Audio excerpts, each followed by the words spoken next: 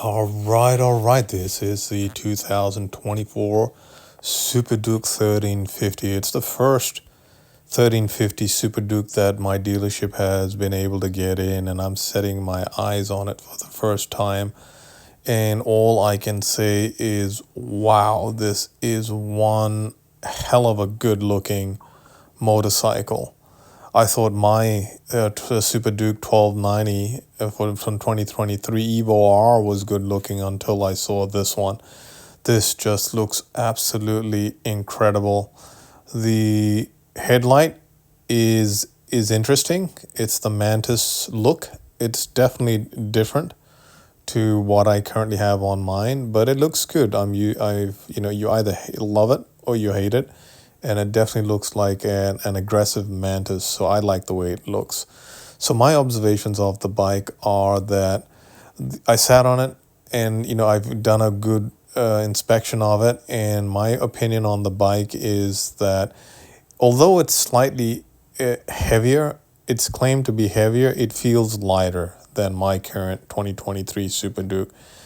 In addition to the light, in addition to how it feels, the seat feels very similar. Sitting position also feels very similar. And I think the reason why it feels lighter is because of the re-engineering and the design they did. So they definitely, the engine is bigger, so the engine is more heavier than my current one. 50 cc's bigger, and they've got shift cam technology in it, so it revs much quicker and it's much more smoother than mine.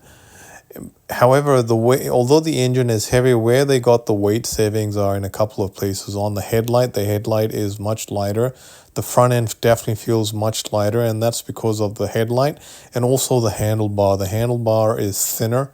It's the same width as my current 2023 SuperDuke. However, it's much thinner, as well as the grips are much thinner. So they got a lot of weight savings there. And also the tank has been redesigned. So they've redesigned the tank. It looks a little similar, but I can definitely tell it's a redesigned tank because it's flatter and it's more lower. They've put more of the gas lower in the tank compared to its similar strategy, not to the same degree as the 890 Adventure, but they use the same design principles where they push the weight of the fuel lower into the tank.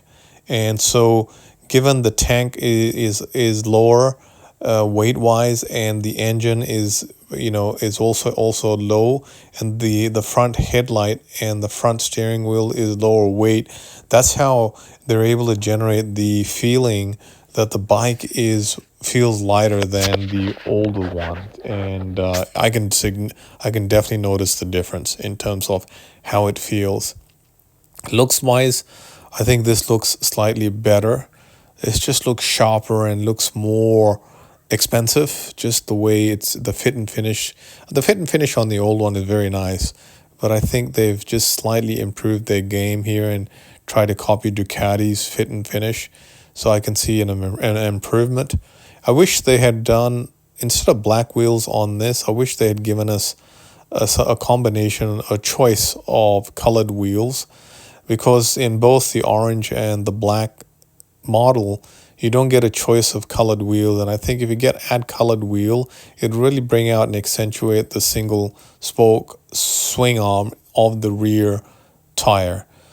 Speaking of tires, the tires are a similar size. They've changed the tire, to a better quality. In my current one has Bridgestones, and I think this is definitely improved tires in terms of quality wise. They just look better, and I bet they're more, and they feel also more smoother than my current one. My current one feels really hard, the Bridgestones. Man, I think this is one hell of a bike. It's incredible how much you're getting for the bike. It retails about 21K here in US, and it's about 1K cheaper than the Ducati Street Fighter V4, and it's just incredible value for money, in my opinion. This SuperDuke 1350 is incredible value for money. So anyway, those are my initial observations I wanted to bring to the table. I think this is an incredible bike. And the question for me is, would I upgrade my current 1290 to this? I don't know. I'd have to think about that. I'd only upgrade if I would get a really good stinking deal on this, but I don't think they're going to discount or negotiate the prices on this given how new it is. So I'm just going to play it by ear and see how it goes. And then maybe one day in the future when I get sick of my current 1290, I could consider upgrading to this. But I do really like the way this bike feels and looks and handles, and just the whole package is incredible. So that's all I wanted to bring today, and stay tuned for more videos. Do like the video if you like it, and also subscribe to the channel. It helps me out. Cheers.